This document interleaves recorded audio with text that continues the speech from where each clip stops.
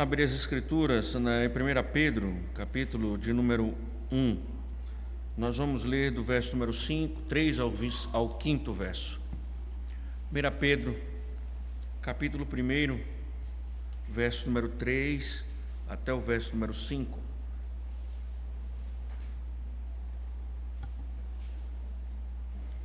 Diz o seguinte a palavra do Senhor: Bendito seja o Deus e Pai de nosso Senhor Jesus Cristo, que segundo a sua grande misericórdia nos regenerou para uma viva esperança, mediante a ressurreição de Jesus Cristo dentre os mortos, para uma herança que não pode ser destruída, que não fica manchada, que não murcha, e que está reservada nos céus para vocês, que são guardados pelo poder de Deus, mediante a fé, para a salvação preparada para ser revelada no último tempo.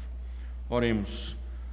Senhor bendito, rogamos a Ti, ó Deus, que neste momento em que nos encontramos, Senhor, diante da Tua palavra, diante, ó Deus, dos Teus decretos, nós rogamos, Senhor, que abras o nosso entendimento, faça-nos, ó Deus, entender e também, Senhor, a nos submeter à Tua voz. Ajuda-nos, Senhor, diante de nossa ignorância e diante também da nossa rebeldia natural, para que, ó Deus, andemos, confiemos no Teu poder, para a glória do Teu santo nome. Amém. Irmãos, eu creio que nós já enfrentamos angústias profundas na alma, ao ponto de pensarmos que nossas fraquezas, elas são uma clara evidência de que a qualquer momento nossa fé vai desvanecer. Mas será que essa questão, ou será que isso não nos acomete em razão de atribuirmos a nossa segurança em nós mesmos? Será que essas dúvidas elas não nos assaltam justamente porque de alguma forma nós temos a convicção de que é por nossa própria força que nós perseveraremos? Não estaríamos presos à ideia de que os fracassos, eles também dão testemunho de que não há em nós a semente da graça? Quais são as perguntas que de fato, ou melhor dizendo, quais são de fato os pressupostos que nos alimentam, ou as ideias que estão nos alimentando quando nós padecemos em nossas angústias? Talvez, irmãos, nós precisamos relembrar algo muito importante. As Escrituras, entre tantas verdades que elas proclamam, uma das coisas que ela deixa evidente na sua revelação é que os santos, eles sempre perseveram, mesmo em meio às fraquezas. Então, as Escrituras, elas são enfáticas e mostram que os santos, os cristãos, os genuínos, eles sempre perseveram, mesmo em suas fraquezas.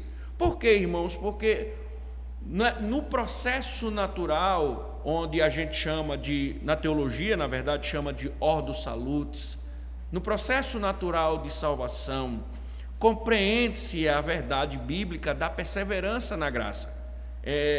Para as Escrituras, não tem como a pessoa ser salvo ou ser salva e ela não perseverar. Observe que o Pedro, quando escreve essa primeira epístola, logo no início, quando ele pode tratar ou quando ele está tratando no primeiro capítulo sobre uma perspectiva de uma esperança, do homem ter uma esperança, Pedro, ele enfatiza aqui no verso número 4, que a herança celestial, ela está guardada para os santos. Mas Pedro também mostra que os santos, eles também estão guardados para a herança. Então, o que Pedro, ele vem mostrando aqui, ele assevera, na verdade, é que há uma estabilidade nesse processo e a perseverança na graça.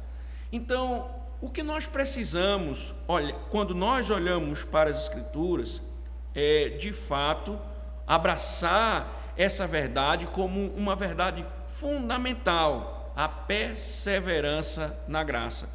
E por que, irmãos, isso é válido?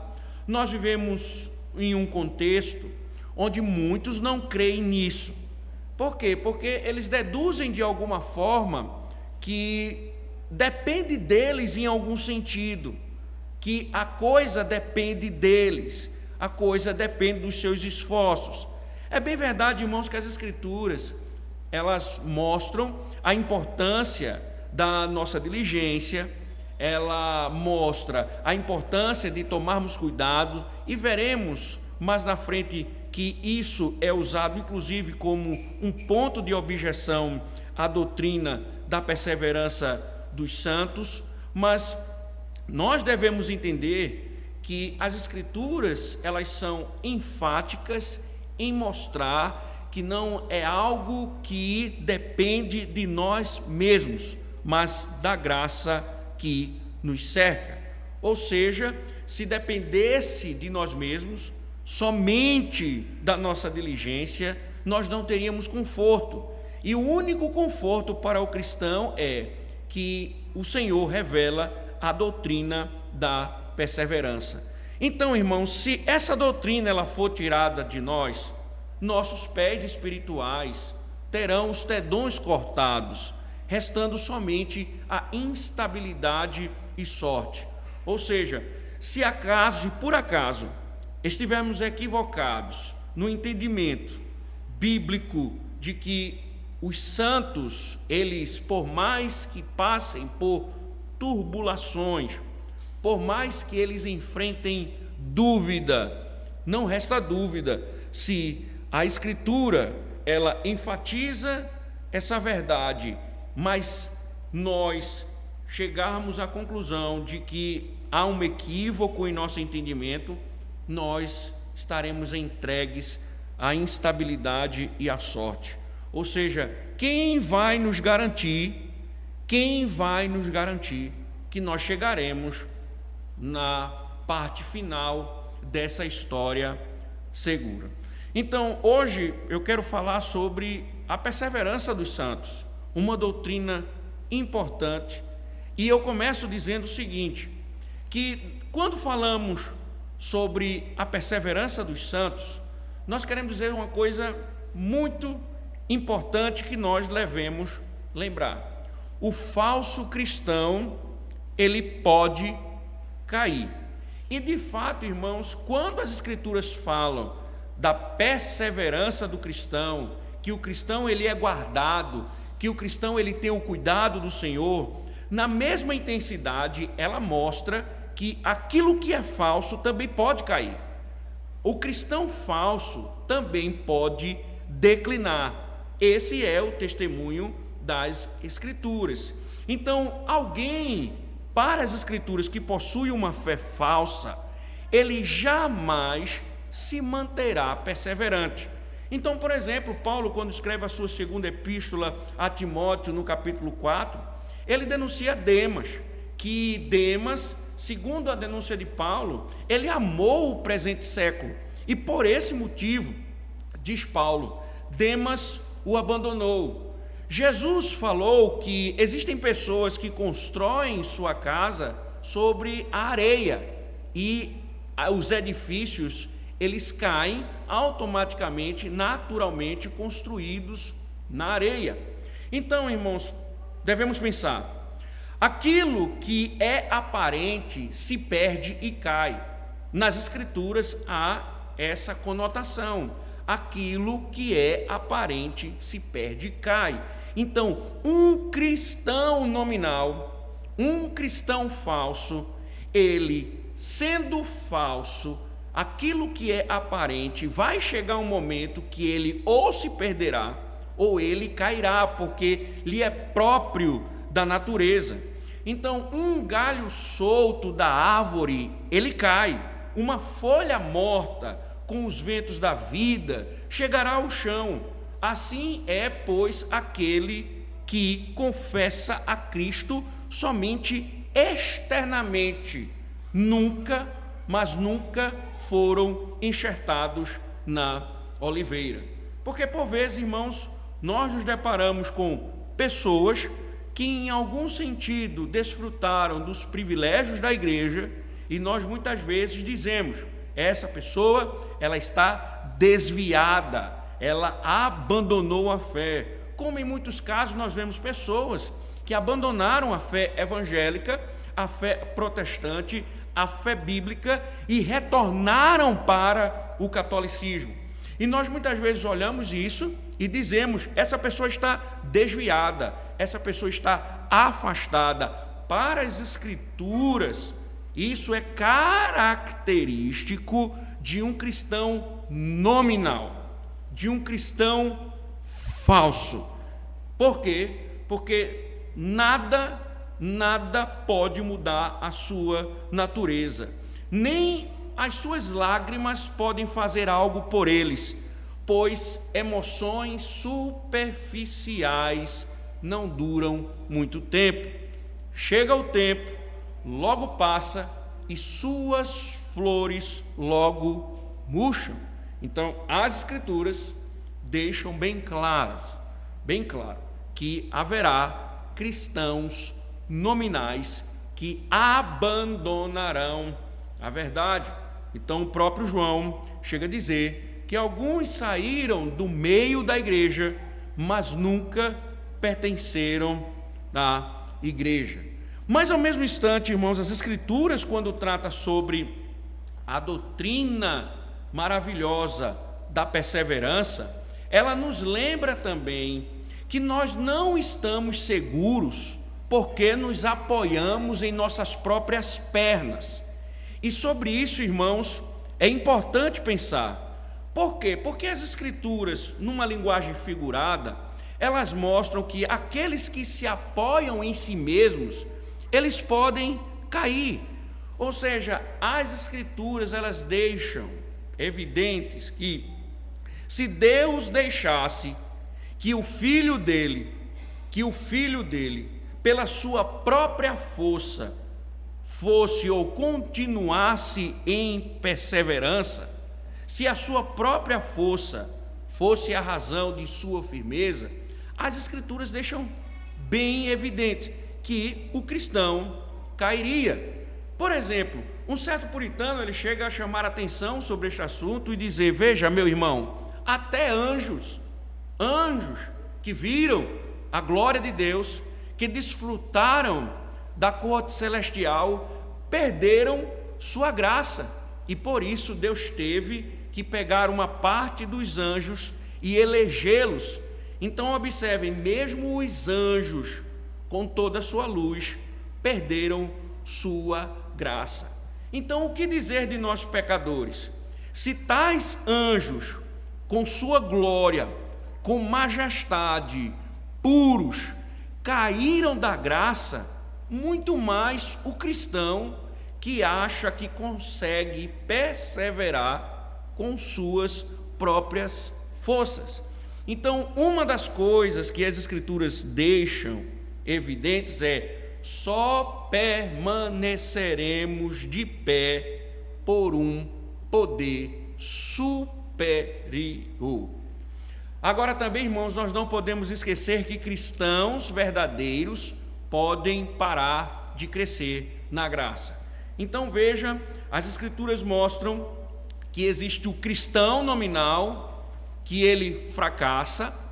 A Escritura mostra que o Senhor, ou existe um poder superior que existe no crente, que é dado ao crente para que ele persevere, mas também as Escrituras mostram que alguns cristãos verdadeiros, eles podem parar de crescer na graça.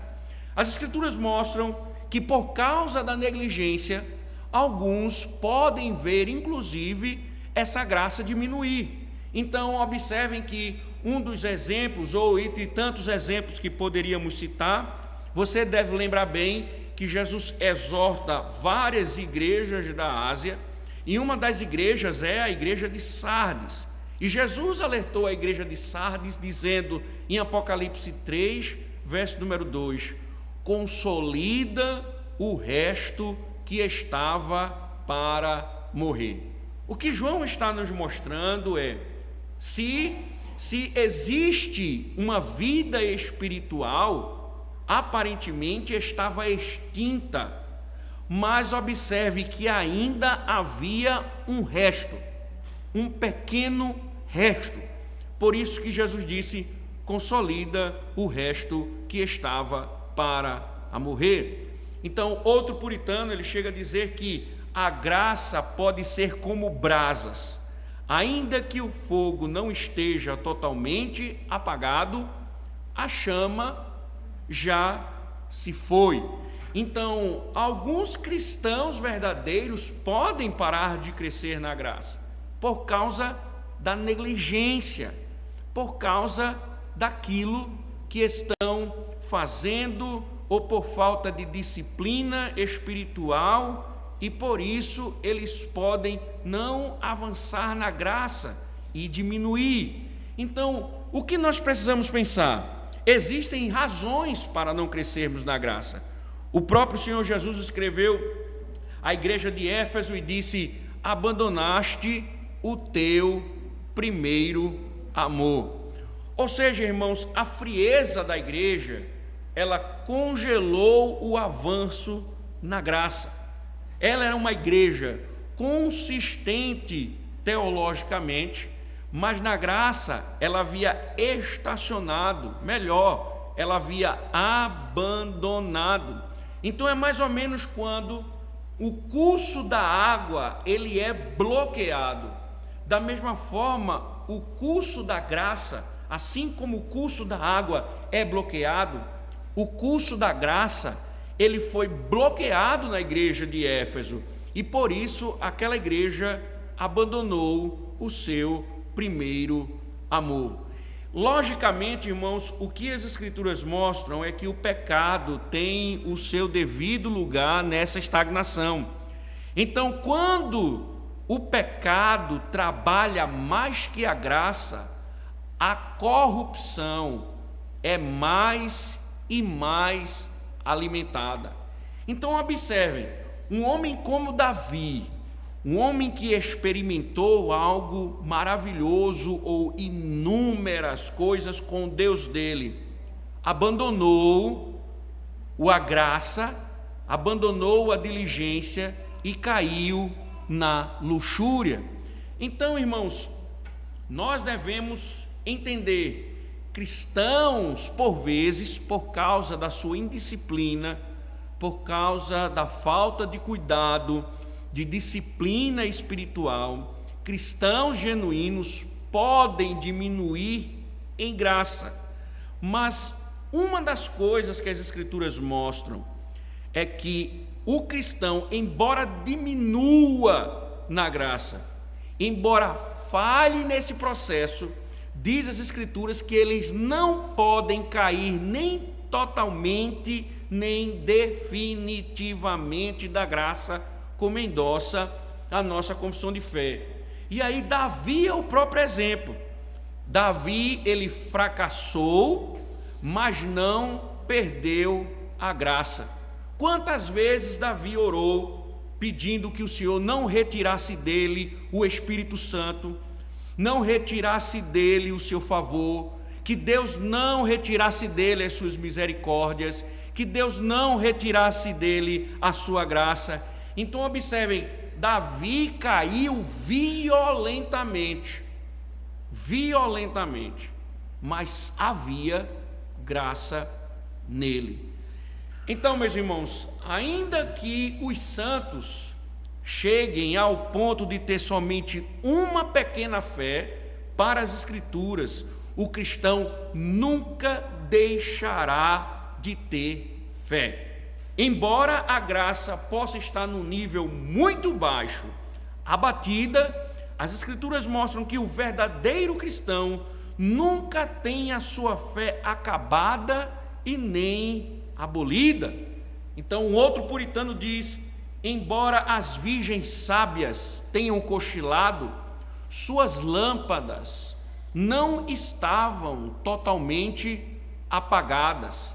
Então a graça, quando em seu nível mais baixo, as Escrituras mostram que ela reviverá e florescerá, como aconteceu com Sansão, que perdeu a sua força, mas seu cabelo cresceu novamente e sua força foi renovada. Então as Escrituras mostram que, ainda que a graça esteja ali um pouco pequena, devido às suas fraquezas, devido às suas dificuldades, ainda assim haverá um dia em que essa graça será fortalecida, alimentada, para erguer novamente e continuar a conduzir o cristão na sua peregrinação até a consumação final. E aí então, irmãos, por que nós precisamos pensar nisso? E por quais razões nós devemos acreditar nisso? Primeiro, foi Deus quem prometeu que seus filhos, eles perseverariam. Observe que ele declarou em sua palavra, em 1 João capítulo 3, verso número 9, o que permanece nele, no regenerado, é a divina semente. No capítulo número 2, verso 27, ele diz: a unção que dele recebestes permanece em vós. Segundo, existe uma promessa: eu lhes dou a vida eterna, jamais perecerão. Então essas são verdades que estão expressas no Novo Testamento. A divina semente permanecerá no cristão, a unção de Deus permanecerá no cristão. Jesus prometeu: eu lhes dou a vida eterna, jamais perecerão. O que o Novo Testamento faz é simplesmente endossar, em outras palavras, as promessas do Antigo Testamento. Quantas vezes o Senhor falou, através dos seus profetas, que iria levantar uma semente que perseveraria e que ele conduziria até o final dos tempos. Por exemplo, Jeremias capítulo 32, verso 40, o profeta Jeremias, por ordem divina, proclama: farei com eles aliança eterna, segundo a qual não deixarei de lhe fazer o bem, e porei o meu temor no seu coração, para que nunca se aparte de mim. Veja a promessa de Deus através do profeta: porei o meu temor no seu coração, para que nunca se aparte de mim. Então, a linguagem do Novo Testamento só revela, só endossa aquilo que já foi prometido. Deus teria um povo, e com esse povo ele daria graciosamente o seu temor, para que esse povo nunca se apartasse dele. Então, o que nós observamos nas Escrituras é que Deus ama tanto o seu povo, que ele não abandonará, mesmo em seus fracassos. Ele sempre estará com o seu povo, mesmo diante dos fracassos. Por que isso é importante, irmãos? É importante porque, se nós acreditarmos que um cristão genuíno não persevera, significa que Deus quebrou sua promessa. Deus foi infiel com suas palavras. Então não é uma questão de aceitar ou não, mas agora é de admitir que, se um cristão genuíno ele abandona a fé, significa que o próprio Deus quebrou sua promessa. Mas, irmãos, as Escrituras mostram o contrário. O amor de Deus aperta o laço de tal forma que nem a morte, nem o inferno podem rompê-lo. Paulo dedicou o capítulo 8 de sua epístola aos Romanos para dizer: o que pode nos separar do amor de Cristo? Nem a morte, nem a vida, nem os anjos e etc. Então imagine, irmãos, como as Escrituras nos mostram essa doutrina gloriosa. Então a pergunta que nós devemos fazer é: você acha que Cristo teria derramado seu sangue para que pudéssemos crer nele durante um período e então cair? Será que ele derramou o seu sangue para que o seu povo andasse por um momento e em outro momento caísse? Você acha, por exemplo, que o Cristo perderia a sua compra? Pois diz as Escrituras que ele comprou. Então, estaria ele perdendo a sua mercadoria? Se um homem, irmãos, não dá o dinheiro por uma compra que será perdida, Cristo não poderia comprar algo que se perderia. Então, Cristo morreu para que comprasse seu povo para sempre. O autor aos Hebreus, no capítulo 9, verso número 12, ele diz que foi obtida eterna redenção. Portanto, irmãos, um cristão ele pode perder uma única batalha no campo, mas vencerá no final. Um filho de Deus pode perder uma única batalha contra a tentação, como aconteceu com Pedro, mas ao final ele pode ser vitorioso ou será vitorioso. Por quê, irmãos? Porque, como nós falamos, não é sobre nossa força, é sobre o poder de Deus. Pedro diz na primeira epístola, o versículo diz: sois guardados pelo poder de Deus, mediante a fé para salvação. Imagine, irmãos, cada pessoa da Trindade tem uma participação em fazer o crente perseverar. Deus o Pai, ele estabelece, Paulo fala isso em Corinto. Deus o Filho confirma, também em Corinto Paulo fala sobre isso. E Deus o Espírito Santo sela os cristãos. O selar é o sinal dessa propriedade. Então, as Escrituras nos mostram que é o poder de Deus que nos guarda. Nós não somos guardados pelo nosso próprio poder, mas pelo poder divino. Bom, irmãos, quando nós tratamos sobre esse assunto, de que o Senhor fará com que o seu povo persevere, aqueles que são cristãos nominais, eles de fato um dia irão abandonar, de fato um dia irão cair, de fato um dia irão murchar, e ao mesmo instante vimos que o Senhor com o seu poder sustenta os seus, ainda que haja fracasso, Ele com poder haverá de sustentá-los, haverá de alimentar a graça, haverá de ajudá-los. O que dizer então, irmãos, diante disso? Diante, por exemplo, da objeção do arminianismo. O arminianismo, ele geralmente chega a dizer o seguinte: se um crente persevera na graça, qual é o propósito das admoestações nas Escrituras, como aquele, pois, que pensa estar em pé, veja que não caia? E temamos, portanto, que, sendo nos deixada a promessa de entrar no descanso de Deus, suceda parecer que algum de vós tenha falhado. Não parece fazer sentido, irmãos, tais admoestações, quando nós olhamos as frequentes palavras nas Escrituras que exortam com relação a ter cuidado, para que sejamos diligentes, para que não venhamos a cair. E parece que a objeção, ela faz sentido. Parece que, de fato, a objeção, ela faz sentido. Mas, irmãos, quando nós entendemos as Escrituras corretamente, que não é o caso do arminianismo, nós perceberemos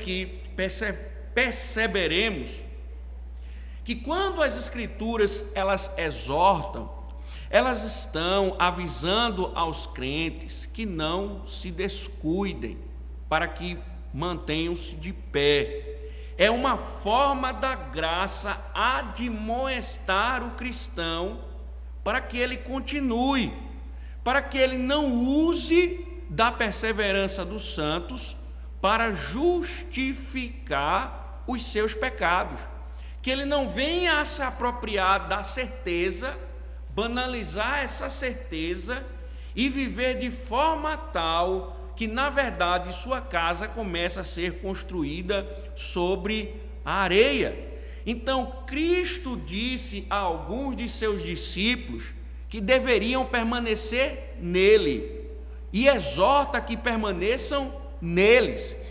Então a exortação não quer questionar a permanência nele, mas despertar a diligência, fazer com que orem mais, fazer com que cuidem, prestem atenção, para que não tropecem. Por exemplo, irmãos, um pai, quando exorta o seu filho a não mexer em algo, não significa que, caso o filho desobedeça, perderá o amor de seu pai. Um filho, quando quebra um membro do seu braço, não é entregue à própria sorte pelo pai, mesmo que a desobediência tenha sido a razão de sua queda. O pai logo socorre para que o seu membro seja restaurado. Isto é, meus irmãos, o Pai Celestial, ainda que encha os seus filhos de advertências, nunca os abandonarão ou abandonará quando caírem.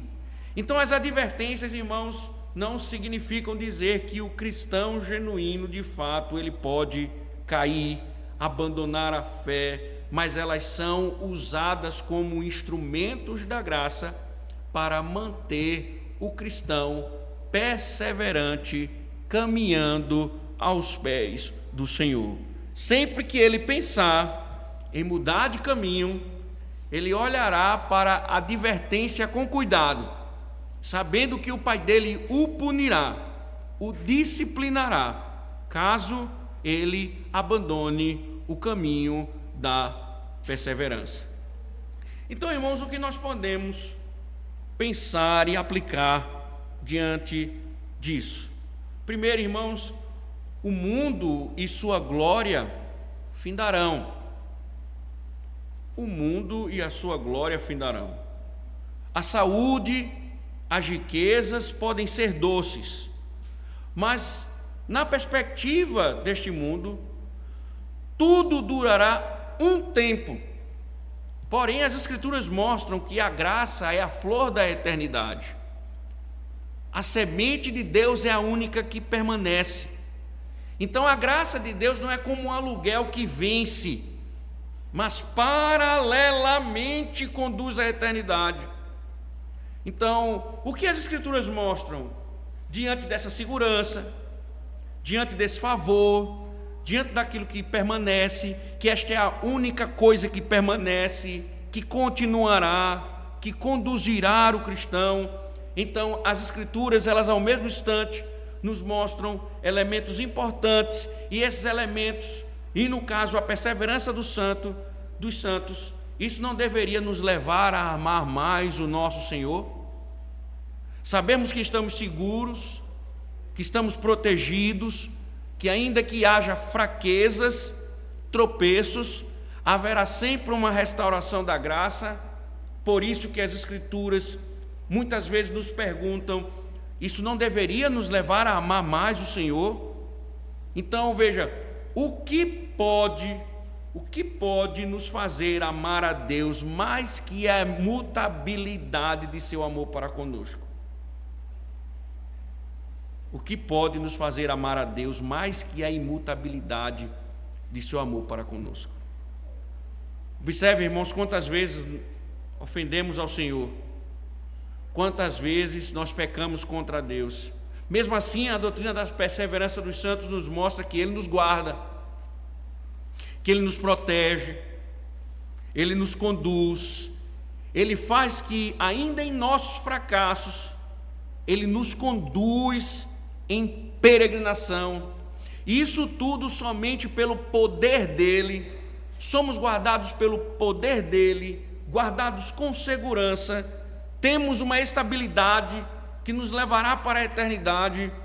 Por que não servimos mais a Deus?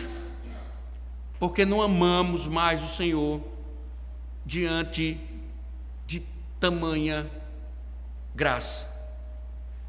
Por que não servimos mais ao Senhor diante de tamanha graça? Automaticamente, irmãos, uma das coisas que nós precisamos pensar é que nós não podemos negligenciar as tentações. Vamos perseverar até o fim. O Senhor nos guardará. Não podemos esquecer disso. Mas nós não podemos negligenciar as tentações. Então, é algo maravilhoso, irmãos, o fato de o pecado não destruir a graça. Nós não podemos brincar com o pecado e não fazer ou não permitir que o pecado murche ou venha a querer matar essa graça. Mas as Escrituras nos mostram ao mesmo instante que Satanás tem inveja de nossa perseverança, porque a nossa perseverança é para a glória eterna. Ele está perseverando para a destruição eterna. Se nós temos a certeza de que adentraremos na eternidade e gozaremos da eternidade com Deus, ele tem certeza que está destinado, perseverará para a destruição. Quando os demônios encontraram Jesus Cristo em Gadara, disseram: vieste tu nos atormentar antes do tempo? Eles sabem, irmãos, o diabo sabe que a perseverança dele e deles é para a destruição eterna. Então, o que Satanás faz? Ele quer agitar as nossas almas, nos perseguir, para que vivamos a tropeçar. O puritano chega a dizer: ele lança seus dardos inflamados de tentações, que são chamados assim de dardos por causa da rapidez deles, e inflamados por causa do dano terrível que fazem. Então nós somos diariamente atacados por demônios de todos os lados. Então o puritano termina: não use a perseverança para dar lugar ao diabo. Não use a segurança para permitir que o diabo, o grande tentador, faça você tropeçar durante esta jornada. Não permitam que isso aconteça.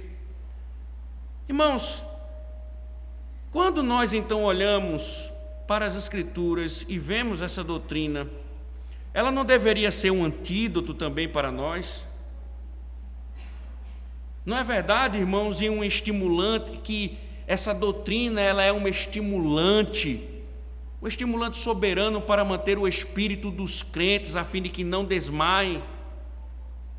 Então, se formos acometidos de medo de não perseverarmos, por termos a certeza de que temos as pernas fracas e que elas nunca nos levarão ao céu, esse é um antídoto, irmãos, que remedia a nossa fraqueza.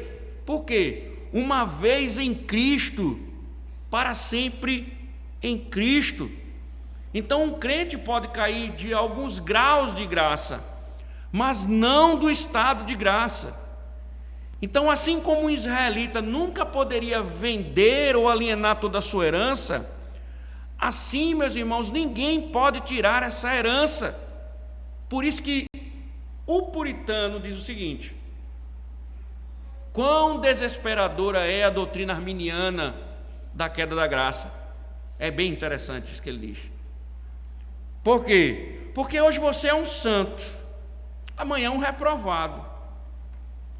Hoje você é um Pedro, amanhã você pode ser um Judas. Ele diz: isso acaba com a força do trabalho cristão. É como perfurar em um vaso e fazer todo o vinho de sua alegria vazar. Então ele diz: se a doutrina arminiana fosse verdade, como o apóstolo poderia dizer que a semente de Deus permanece nele e o ungido de Deus permanece? Qual consolo alguém teria de ter o nome escrito no livro da vida, se em instantes pudesse ser apagado novamente? Tenha certeza, irmão, para seu consolo, que a graça verdadeira nunca será tão fraca, ela perseverará. Por isso, termina ele: digo algo muito importante: se você cair, Não tema, porque você perseverará. E talvez, irmãos, algum pecado, alguma tentação atrapalhe nossa jornada, mas ainda que nos atrapalhe, a doutrina da perseverança dos santos mostra que nenhum pecado será bem sucedido por tanto tempo. Os pecados dos crentes não poderão tirá-los da graça. Aquilo que vai humilhá-los não poderá condená-los. Seus pecados de fato humilham. Eles colhem uvas de espinheiros, ou seja, do espinheiro do pecado, eles colhem a uva da humildade. Satanás organiza a ostensiva de sua tentação para explodir a fortaleza da graça dos santos, mas as Escrituras mostram, no final, nunca serão bem-sucedidos. Então, a tentação é o remédio para a segurança. Quanto mais Satanás tenta, o que é que os santos fazem? Eles oram. Quando Paulo teve o mensageiro de Satanás a esbofeteá-lo, ele disse: por causa disto, 3 vezes pedi ao Senhor que o afastasse de mim. Assim, nada pode separar um crente de Cristo ou atrapalhar sua perseverança. Fortaleça outros com essa segurança, conforme as Escrituras. Ou seja, quando o mal vai tentar o verdadeiro cristão, ele sempre empurrará o cristão à graça. Quando ele tentar derrubar o cristão, ele sempre empurrará à graça. Gosto da expressão do pastor amigo Kenneth Wuest, quando ele estava acometido por um câncer, na pior fase da doença, ele escreveu no Facebook um texto e uma frase marcante ele deixou, ele disse: eu beijo a onda que me lança na rocha. Eu beijo a onda que me lança na rocha. Na doutrina da perseverança, irmãos, a onda sempre, por mais forte que seja, nos levará à rocha. Isso deve nos consolar, irmãos, pois na perda dos consolos mundanos, ela nos assiste. Nossa casa pode ser roubada, todos os nossos bens podem ser tirados, mas a graça não pode ser tirada.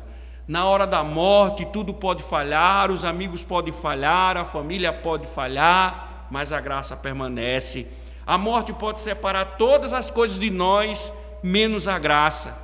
Um cristão, então, pode dizer no leito da morte: a visão já se foi, a fala e a audição estão acabando, mas a bondade de Deus nunca me deixará. Por fim, irmãos, os dias anunciam que em breve o Senhor haverá de raiar.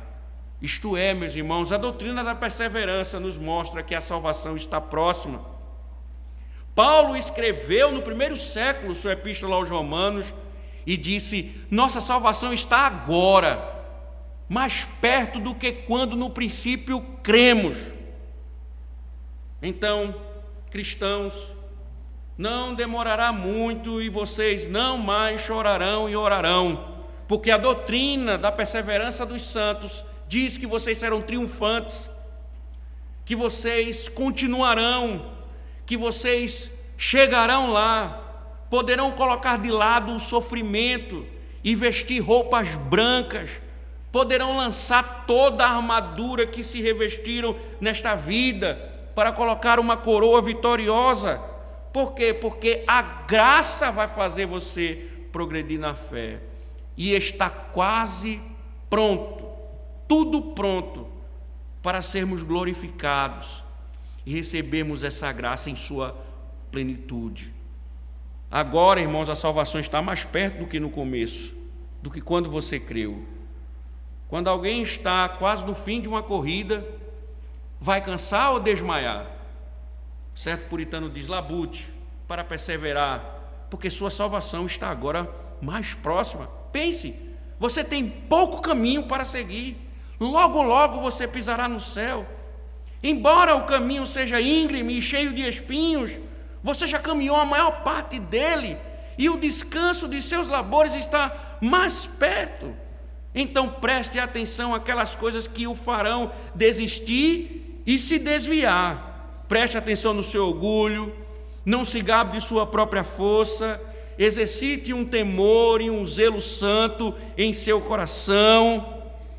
Lute por isso, porque está perto, está quase lá, está quase acabando. Por fim, cuidado, ele diz, com o coração mau e descrente. O autor aos Hebreus diz: tende cuidado, irmãos, jamais aconteça haver em qualquer de vós perverso coração de incredulidade que vos afaste do Deus vivo. Os homens, irmãos, não creem na verdade, portanto caem da verdade. Mas aqueles que perseveram amam a Deus e preferem morrer do que abandoná-lo. É como um soldado que ama seu general e que vai morrer em serviço, mas vai continuar lutando. E a fé, irmãos, perseverante nos dá uma previsão do céu. Nós temos a certeza. Nós estamos no já e um ainda não. Todas as vezes que nos reunimos no culto, nós temos vislumbres graciosos daquilo que desfrutaremos na eternidade. Nossos olhos não podem vê-lo, mas nós ouvimos, nós sentimos, nós degustamos através dos sacramentos, provamos através do batismo a graça. Vai chegar um momento que todas essas sombras cairão, porque nós teremos aquilo que de fato é. Nós o veremos face a face, e isso porque a graça fará com que perseveremos. A criança, irmãos, ela está mais segura quando nos braços da mãe, do pai, e a perseverança, ela está fazendo isso.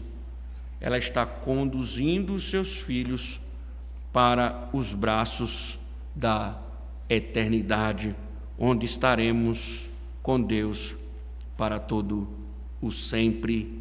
Amém. Que o Senhor, meus irmãos, alimente nossas vidas com estas verdades para a glória dele. Amém. Oremos. Louvado seja o teu nome, Senhor,